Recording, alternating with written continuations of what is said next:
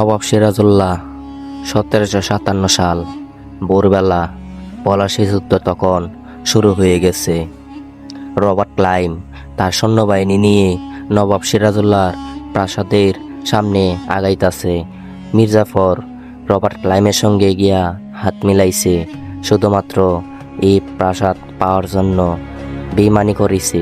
শুধুমাত্র বেইমানি মির্জাফরই করেনি, বেইমানি তার কাছে লোকও করেছে। তার খালাও তার সঙ্গে এভাবে বেইমানি করে নবাব সিরাজউল্লাহকে দুনিয়া থেকে তাকে সরাইছে। ইচ্ছা করলে নবাব সিরাজউল্লাহ পালাইতে পারত, পালাই নাই। শুধুমাত্র তার স্ত্রীর কথা চিন্তা করে মির্জাফর যে এরকম বেইমানি করবে কেউ চিন্তা করতে পারেনি। রবার্ট ক্লাইভ তাকে মাছের টোপ দিয়া তাকে তার সঙ্গে হাত মিলাই দিচ্ছে। তার ছেলে মির্জাফরের ছেলে মিরন, তিনি একজন খুবই অত্যাচারিক শাসন ছিল। তার নবাব সিরাজউল্লাহকে মেরে হাতির পিছে করে পুরা মুর্শিদাবাদ তাকে ঘুরাইছে। অবশেষে মিরনকেও সাথ দেয় নাই, শুধুমাত্র ইংরেজরা। মির্জাফরকেও সাইরে দিতে পারে নাই রবার্ট ক্লাইভ।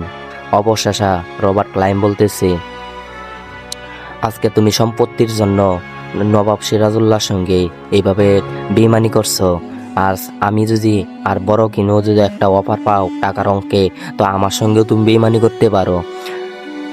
এই কথা শুনে মির্জাফর বলতেছে, হায় হায়, আমি এই কি করলাম? বাংলার একমাত্র নবাবকে আমি ইংরেজের কথা শুনে আমি তাকে দুনিয়াতে সরাই ফেললাম, কালকাইটা কুমির আনলাম। এ কথাই মির্জাফর বলতেছে, হায় হায়, এখন আমি কি করব? মির্জাফর তার স্ত্রী কন্যা নিয়ে ব্রহ্মপুত্র নদীর দাঁত দিয়ে পালাইছিল। তারপর ইংরেজরা তাকে এসে ধরে ফেলল।